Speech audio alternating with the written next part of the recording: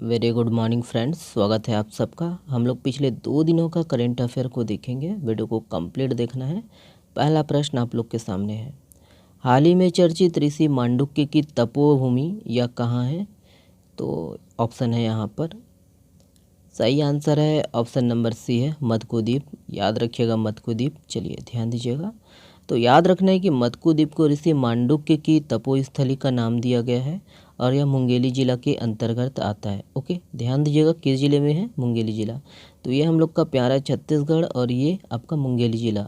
Okay, तो याद रखना है कि यह बिलासपुर राजमार्ग पर बैतलपुर गांव से कुछ ही दूरी पर शिवनाथ नदी से घिरा एक द्वीप है। ध्यान दीजिएगा। और अपनी प्राकृतिक सुंदरता के लोकप्रिय यह द्वीप प्रागैतिहासिक काल में बनाया गया था। ओके, याद रखना है दोस्तों कि 10वीं से 11वीं शताब्दी के 2 अति प्राचीन शिव मंदिर इस द्वीप पर स्थित है, जहां रतनपुर के कलचुरी राजा बलि एवं अन्य अनुष्ठान किया करते थे। ध्यान दीजिए।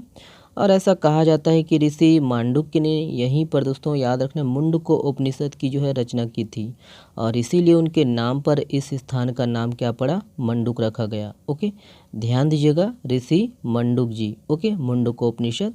और देखिए कि मुंडको उपनिषद के प्रथम खंड के छठे मंत्र सत्यमेव जयते को भी संविधान में शामिल किया गया है। ओके, देखिए है ना, मुंगेली जिला आज विशेष है, तो मातृ जिला कौन सा है? बिलासपुर है। ध्यान दीजिएगा, मुंगेली जिला ये है।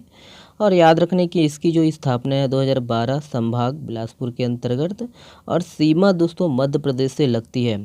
आपको कमेंट्स में ये बताना है कि मध्य प्रदेश का कौन सा जिला मुंगेली जिला से लगता है। ओके, और देखिए कि इस जिले की जो सीमा है छत्तीसगढ़ की है ना 5 जिलों को स्पर्श करती है। जीपीएम, गौरेला, पिंडरा, मरवाही, बिलासपुर, बलौदाबाजार, बेमेतरा और आपका कबीरधाम। ओके, याद रखिएगा इसको। जितने भी पॉइंट है सभी इम्पोर्टेंट है, पूछा जा सकता है। ओके, चलिए और भी है। याद रखना है कि यहाँ पर देखिए शिव घाट है और शिव घाट मनियारी नदी के तट पर दोस्तों बसे लोरमी की जो है प्राचीन नगर है। याद रखिएगा। और याद रखना है दोस्तों कि यहाँ भगवान शिव का मंदिर है और खर्रा घाट भी यही है। आगर नदी के किनारे महादेव का यहाँ सिद्ध मंदिर है। और देखिए राजीव गांधी जलाशय जो कि खुड़िया बांध के नाम से भी जाना जाता है ना, ये खुड़िया जलाशय यही है। और याद रखना है कि सत्यनारायण मंदिर, अचानक मार टाइगर रिजर्व, हथनी कला मंदिर और अमर टापू जो कि मोतीमपुर में है दोस्तों, ये भी कहाँ पर है? आपका मुंगेली जिला में है। ठीक है, तो इतना कुछ है। ओके, चलिए ये अगला प्रश्न है। देखिए छत्तीसगढ़िया ओलंपिक के दूसरे चरण जोन स्तर की शुरुआत कब से हुई है? तो कब से हुई है? ऑप्शन है यहाँ पर, सही आंसर है ऑप्शन नंबर डी है, इनमें से कोई नहीं। ध्यान दीजिएगा, 26 जुलाई से है। ओके, तो याद रखना दोस्तों कि छत्तीसगढ़िया ओलंपिक के दूसरे चरण जोन स्तर की जो शुरुआत है ना 26 जुलाई से 31 जुलाई तक होगी। याद रखिएगा। और छत्तीसगढ़िया ओलंपिक का जो शुभारंभ है ना 17 जुलाई से हुआ है। ठीक है, हरेली पर्व के दिन से। ओके, नेक्स्ट प्रश्न देखते हैं। देखिए एशियन गेम्स में शामिल होने वाली छत्तीसगढ़ की पहली महिला खिलाड़ी कौन है? ऑप्शन है यहाँ पर, देखेंगे। सही आंसर है ऑप्शन नंबर सी है, गंगा सोना। याद रखिएगा, गंगा सोना। चलिए, तो याद रखना दोस्तों कि रायपुर की गंगा सोना का सॉफ्टबॉल नेशनल टीम में चयन हुआ है। याद रखिए। और वह एशियन गेम्स में शामिल होने वाली छत्तीसगढ़ की पहली महिला खिलाड़ी है।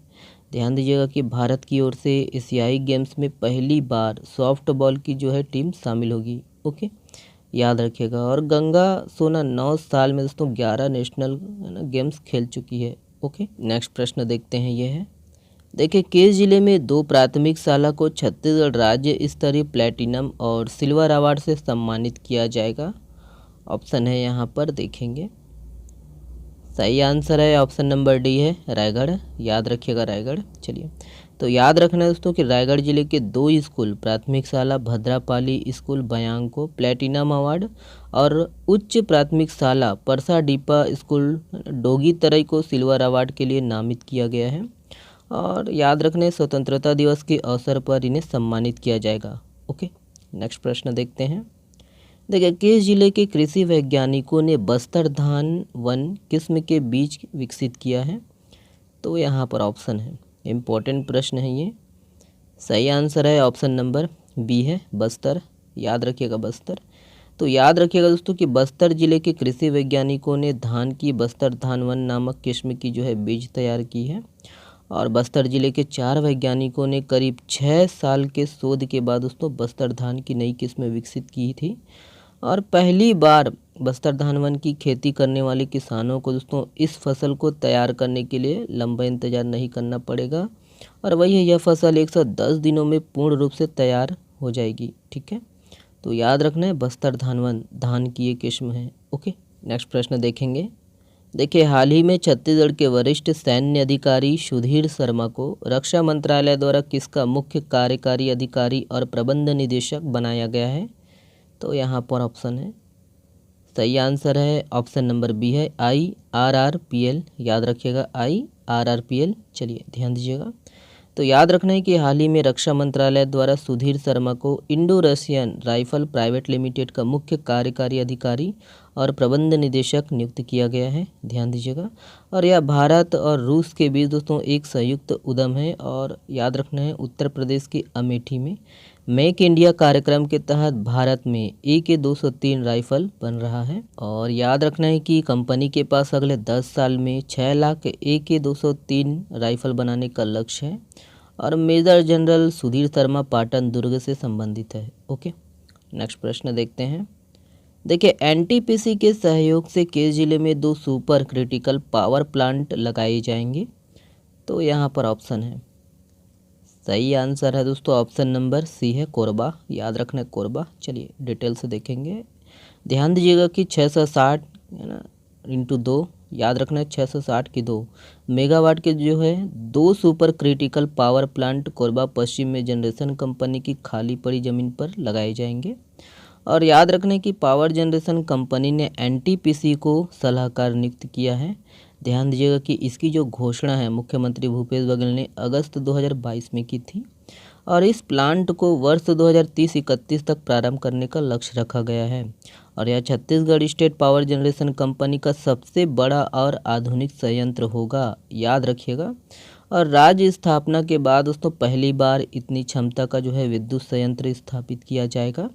और छत्तीसगढ़ पावर जनरेशन कंपनी के MD कौन है? संजीव कटिहार है। ओके, और इसकी जो घोषणा है बाकी ये है, देख लीजिएगा। ओके, चलिए, और ये है, इसको देख लीजिए कि इस पावर प्लांट के लग जाने से प्रदेश में छत्तीसगढ़ जनरेशन कंपनी के स्वयं के विद्युत उत्पादन क्षमता बढ़कर 4300 मेगावाट हो जाएगी। ध्यान दीजिए। और वर्तमान में विद्युत क्षमता दोस्तों 2978.70 मेगावाट है। और इसमें 2840 मेगावाट ताप विद्युत संयंत्र और 138.7 मेगावाट जल विद्युत संयंत्र है। ओके, नेक्स्ट प्रश्न देखते हैं। देखिए, 5वीं हेलीकॉप्टर और लघु विमान सम्मेलन का आयोजन कहाँ किया जाएगा? तो ऑप्शन है यहाँ पर, सही आंसर है ऑप्शन नंबर ए है खजुराहो। याद रखना खजुराहो। तो याद रखना दोस्तों कि 5वां हेलीकॉप्टर और लघु विमान सम्मेलन का आयोजन खजुराहो मध्य प्रदेश में किया जाएगा। और इसका जो है अंतिम व्यक्ति तक पहुंच इसका लक्ष्य है। ध्यान दीजिए।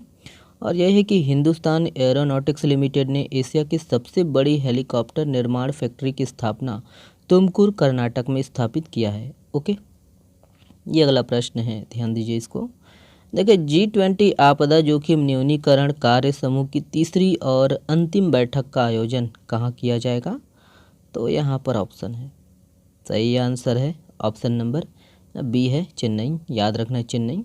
तो याद रखना दोस्तों कि है ना G20 आपदा न्यूनीकरण कार्य समूह के जो है तीसरे और अंतिम बैठक का आयोजन चेन्नई में किया जाएगा। बाकी इसको देख लीजिए। G20 पर्यटन समूह की तीसरी बैठक जम्मू कश्मीर में। G20 रोजगार समूह की पहली बैठक कहाँ हुआ? है ना जोधपुर में। और G20 संस्कृति समूह की पहली बैठक खजुराहो। और SCO याद रखना है विदेश मंत्री की बैठक गोवा। ठीक है। देखिए, विश्व व्यापार संगठन के 13वें मंत्रिय स्तरीय सम्मेलन की अध्यक्षता किसे सौंपा गया है? यहाँ पर ऑप्शन है, और सही आंसर है ऑप्शन नंबर डी है संयुक्त अरब अमीरात। याद रखिएगा। तो याद रखना दोस्तों कि विश्व व्यापार संगठन के 13 है ना याद रखना मंत्री स्तरीय सम्मेलन की अध्यक्षता संयुक्त अरब अमीरात को सौंपा गया है, जो 26 फरवरी 2024 को किया जाएगा। ध्यान दीजिएगा। विश्व व्यापार संगठन WTO, ठीक है, वर्ल्ड ट्रेड ऑर्गेनाइजेशन। ध्यान दीजिए कि स्थापना 1 जनवरी 1995 को और मुख्यालय जिनेवा में है। और वर्तमान प्रमुख जो कौन है ना याद रखना नागोजी ओकांजा इवेला। ओके। और सदस्य 165 देश है और न्यूनतम देश कौन है? अफगानिस्तान। ध्यान दीजिएगा ये सब। चलिए ये वाला प्रश्न देखिए, ब्रिटिश ओपन के टॉप 10 में शामिल होने वाले पहले भारतीय गोल्फर कौन है? यहाँ पर ऑप्शन है और सही आंसर है ऑप्शन नंबर ए है शुभंकर शर्मा। याद रखिएगा। याद रखना है दोस्तों कि ब्रिटिश ओपन के टॉप 10 में शामिल होने वाले पहले भारतीय गोल्फर शुभंकर शर्मा हैं और देखिए कि वह इसमें 8वें स्थान पर रहे हैं। और ध्यान दीजिए कि ब्रिटिश ओपन 2023 के विजेता ब्रायन हरमन है। ओके। और यह दुनिया का सबसे पुराना गोल्फ टूर्नामेंट है। ठीक है। ये वाला प्रश्न देखिए, पारंपरिक मूल्यों की रक्षा के लिए ट्रांसजेंडर विवाह और लिंग परिवर्तन पर कानूनी प्रतिबंध लगाने वाला देश कौन सा है? यहाँ पर ऑप्शन है और सही आंसर है दोस्तों ऑप्शन नंबर ए है रूस। याद रखिएगा रूस। याद रखना है कि पारंपरिक मूल्यों की रक्षा के लिए ट्रांसजेंडर विवाह और लिंग परिवर्तन पर कानूनी प्रतिबंध लगाने वाला देश रूस है। और देखिए रूस की राष्ट्रपति कौन है? Vladimir Putin. याद रखिए। सोवियत संघ का जो विभाजन है कब हुआ? 25 दिसंबर 1991 को। और भारत में दोस्तों है ना, इसको याद रखना है, नवतेज कौर केस समलैंगिकता अपराध नहीं है ना। और आईपीएस धारा 377 समाप्त किया गया। ठीक है। किस केस के द्वारा? भारत में नवतेज कौर केस। ठीक है। देखिए कारगिल विजय दिवस कब मनाया गया? यहाँ पर ऑप्शन है, ध्यान दीजिएगा। सही आंसर है ऑप्शन नंबर सी है 26 जुलाई को मनाया जाता है। याद रखना है। तो याद रखिएगा 26 जुलाई को कारगिल विजय दिवस मनाया जाता है। और 26 जुलाई 1999 को भारत ने घुसपैठियों को बाहर निकालने के लिए 12,000 फीट की ऊंचाई पर ऐतिहासिक लड़ाई लड़ी गई थी। याद रखिए। और 26 जुलाई 2023 याद रखना 24वां कारगिल विजय दिवस मनाया गया। और इस युद्ध में भारतीय सेना ने ऑपरेशन विजय चलाया और भारतीय वायुसेना ने ऑपरेशन व्हाइट सागर चलाया। ठीक है। याद रखना है इसको भी ध्यान दीजिए। ऑपरेशन मेघदूत है ना, सियाचिन विजय याद रखने 1984 चलाया गया। ऑपरेशन जीरो आवर है ना 9 अगस्त 1942 को अंग्रेजों द्वारा चलाया गया। और ऑपरेशन पोलो हैदराबाद विजय है ना 1948 चलाया गया। ठीक है। देखिए ACC men's emerging teams Asia cup 2023 की उप विजेता टीम कौन है? यहाँ पर ऑप्शन है, सही आंसर है ऑप्शन नंबर बी है भारत। याद रखना है भारत। चलिए याद रखना है कि ACC men's emerging team Asia cup 2023 है ना कौन जीता? पाकिस्तान ने। ठीक है। देखिए जुलाई 2023 में CERT ने किस रैंसमवेयर के हमलों की चेतावनी जारी की है? तो यहाँ पर ऑप्शन है, सही आंसर है ऑप्शन नंबर सी है अकीरा।